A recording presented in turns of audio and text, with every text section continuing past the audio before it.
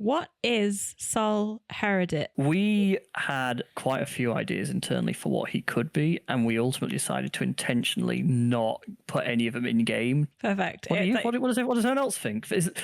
Or maybe this is just more cope, and now I'm literally about to get the players to write lore for me. What do you guys think he is?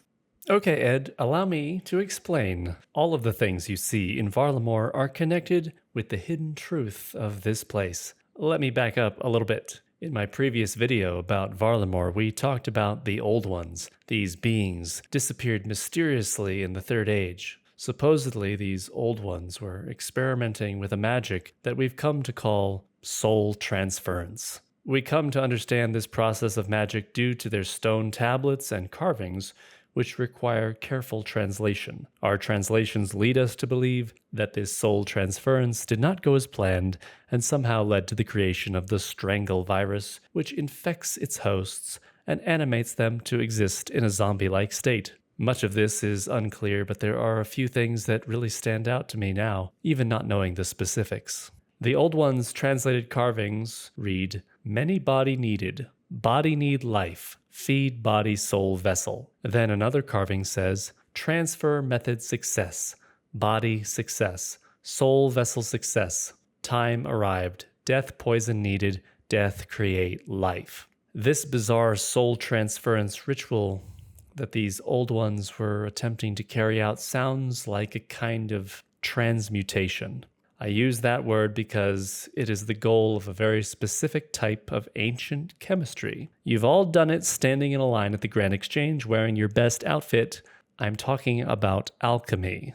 You see, alchemy is not just about turning things into gold. I would say the ultimate goal of alchemy is the pursuit of a higher state of being, maybe immortality, maybe a cure for all disease. If you could find a way to transmute iron into gold, then maybe you could transmute a sick person into a healthy person, an old person into a more youthful person, a person into something more than a person, a god. Ancient schools of thought and forms of ancient philosophy and religion believed in principles such as the concept of anima mundi, or the world soul, the idea that the material world is a prison, the connection of all living beings, the universe being made up of 4 elements. This might all seem very far out, but bear with me. Alchemy was the ancient form of science that was applied and weaved through these ancient ideas and teachings and was used to try to understand the universe. Now let's return to Gielinor, the Old Ones. They were conducting this soul transference ritual. It's an alchemical ritual. The way I understand this is that they had a vessel that they would take in the souls of many, if not all, of these ancient ones. This would be their soul vessel. They had a goal that their souls would then be unified into this soul vessel and that they would achieve some kind of higher form of being. Let's not focus on the fact that I still believe the Old Ones might be beings possessed by the souls of Dragonkin. If you haven't watched that video, you can go do that. It's wild. Anyway, the Old Ones ritual fails somehow, and we're left with not a single Old One left and a nasty plant that takes over your body. Something obviously went horribly wrong.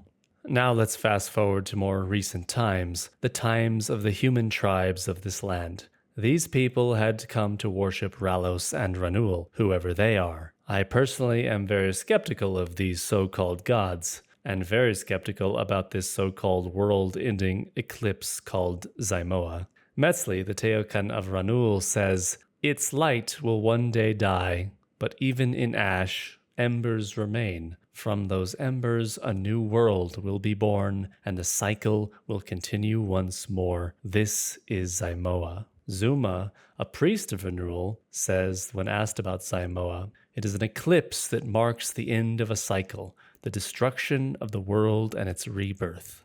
It is said that when it happens, Ralos and Ranul will unite all life as one." The thing that stands out to me in all of this proselytizing about the end of the world is that they speak of their gods uniting all life as one. This takes me back to the concepts of transmutation and alchemy, and how it seems to be exactly what the Old Ones tried to do through their soul transference ritual. When I first read about all this, I was reminded of the Elder Gods' great revision of the universe and thought that the end of the cycle could be alluding to the Elder Gods. But during the Heart of Darkness quest, you find yourself becoming an initiate of the Twilight Emissary cult, and one of the cultists, after you complete your initiation, says this to you. After the augur was blessed with glorious purpose, she felt a calling to this place. She came to this fallen temple and built us a home. However, it was not the temple that called to her, but what lies below. This temple was built atop Tapoyawik, a ruined fortress of the Old Ones. They walked the world during the last cycle, and when the time came for their cycle to end, they embraced their destiny willingly. I think it's important to mention that your character questions this by saying, willingly? Which plants the idea in my head that it might not have been willingly, which is kind of how I have felt my entire time on Varlamore. The whole area's history is seemingly veiled in lies and obscurity, and we only really have weird prophecies to go off of. This isn't the main thing I wanted to bring up, though. This cultist says that the Old Ones walked the world during the last cycle.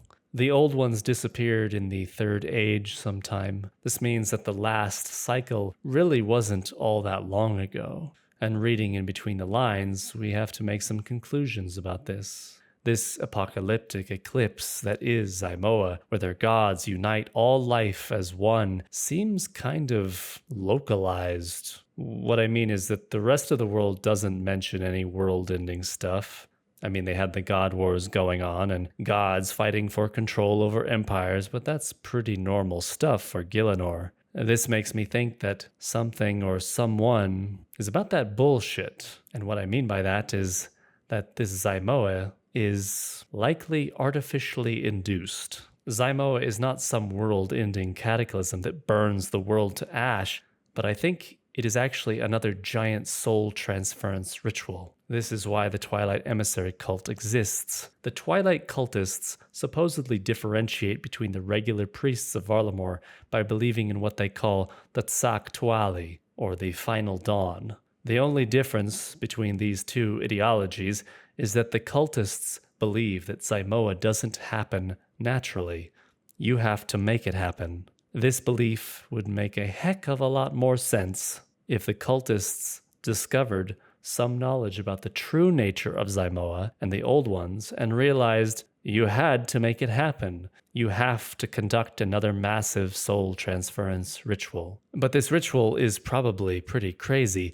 A ritual to transmute the souls of maybe thousands of people into something else or someone else. That would surely require a massive amount of alchemical knowledge and how to conduct such a ritual. The cultists surely wouldn't have any... Oh, wait, what is this place? Alderaan? Home of the Alchemical Society? Hello everyone, we're here in-game, live, at the Alchemical Society. Let's talk to the people of the Alchemical Society and see what they have to say about their job. We're an organization who fuse the forgotten teachings of the Old Ones with traditional Gielinorian herblore practices. Let's see what other people have to say about this place.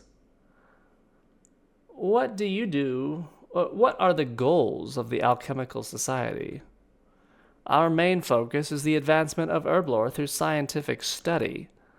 As for an end goal, that information is only for senior members. Perhaps in time you will learn of it. Of course, yeah, dude, sure. Let's go down here and see what the other members have to say. Let's talk to Juatil.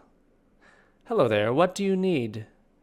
You alchemists sure wear a lot of safety gear. Of course, some of the mixtures down here can get pretty nasty in their raw form. Safety first. Although, between you and me, I'm not sure if anything this lab produces can be considered truly safe for human consumption. Remember that. Remember that he says there's nothing that is really safe for human consumption. Let's talk to the supervisor. Supervisor Lalo, what is it? Can you tell me more about the Alchemical Society? Can't imagine there's much to tell beyond what you already know. We exist to bring about advancements in herblore, but in truth, a lot of what we produce doesn't directly contribute to that. Instead, many of the potions we make here are simply to sell. Doing so is what provides the funding we need to further our true goals. True goals? Oh my God. So, how did the society first get established? For a long time, it was just a couple of us operating out of a makeshift lab we'd built in my garden. Our big break came when the Moonrise Brewery and Winery learnt about us. They provided us with some initial funding to properly get things going, but more importantly, they provided us this lab space. This was actually one of their old wine cellars before we moved in. Why were they so interested in your work? They never properly said why, just that they were very keen to see us grow. Maybe they were hoping our work could help them create new beers and wines. I see. I suppose that makes sense. Why would a winery and a brewery invest in an alchemical society that makes potions that the other guy admittedly said most of what they make is not safe for human consumption? Now, that seems a little bit sus to me. Let's go up to the winery and the brewery, the Moonrise Winery and Brewery, and ask them about what they do. The brewing side of the business was established by Brachus' grandson, Ludovic, when he created the now famous Sunbeam Ale. So it was a family business. Do the family still own it today? Unfortunately not. Ludovic found himself in a tragic and unexpected wine-related incident before ever having children himself. After his death, the business was taken over by a collective. A collective? That's right. Some of the most influential people all across Varlamore have a stake in the Moonrise Brewery and Winery these days, though most prefer to stay anonymous. Anonymous? How come? Well, their reasoning is something only they know. I see. Thanks for your information. So, the Moonrise Winery and Brewery is owned by anonymous donors that fund it, and the brewery itself funds the Alchemical Society, even though the Alchemical Society makes mostly stuff that is not fit for human consumption, and that the Alchemical Society also admits that they have a true goal which they do not admit openly. They're going to make a soul-sucking potion. It's going to take your soul out of your body, and then they're going to put it in the wine. They're going to put the potion in the wine, and everyone's going to drink it. Everyone's going to drink the wine, and they're going to think, whoa, I feel a little funny. Stop it. Okay. Anyway, don't you all see it now? The significance of alchemy, transmutation, soul transference. The anonymous members that fund the brewery and the winery, aka the cultists, also fund the Alchemical Society, which has a true goal. Remember the death poison that the old ones created to use their ritual because death create life? Well, I bet you all a Tebow that some of that death poison is going in your favorite alcoholic beverage of choice, and it's going to be a mess. Also, this area called the Dark Moon Ravine is totally where all this cultist shenanigans are going on because I couldn't find any way to access it, so it's likely going to be an area involved in the final quest. We're going to have to clean up a big mess. And in case you think I forgot about who the title of this video is about, I didn't. Sol Heredit. I think they are a big clue to what is at least trying to be achieved here. In fact, all of the Colossus-type mobs in the Colosseum, what are they? They're just constructs, automata. But they have the spark of life in them, it seems. Anima. They have a soul. They say that where the Colosseum is built, it is where they used to sacrifice people to Ralos, but now they just fight battles in his honor now. It makes me wonder if perhaps the souls of those who were sacrificed were really just transmuted and their soul was put into these automata. Or it could be that transmuting your soul to inhabit these mechanical bodies was a way for gladiators to keep fighting after they got injured or maybe too old or maybe even died. Sol Heredit's name means the inheritor of the sun. There are a bunch of statues of great warriors scattered around Varlamore. Dizana being a notable one, as you get her quiver, or at least a replica of it, for defeating Sol Heredit. Maybe Sol Heredit is the souls of all these warriors put into one machine body. Kind of reminds me of that little show called Full Metal Alchemist. Anyway, we haven't even talked about the things that are going to happen in the Final Dawn. We haven't talked about the so-called Machiatal, otherwise known as the center of the world, and how we're supposed to fight a boss there called the Doom of Machiatal. I am 1,000% certain that the Doom of Machiatal is a product of the soul transference ritual that will take place during this final confrontation with the Twilight Emissary cult. And I fully expect Zarek to make an appearance, as he stated to his pawn Zamfir that they did not require the Kourend Council anymore because he had found another way to achieve his goals and that they would meet again in the south. Anyway, that's pretty much all for now.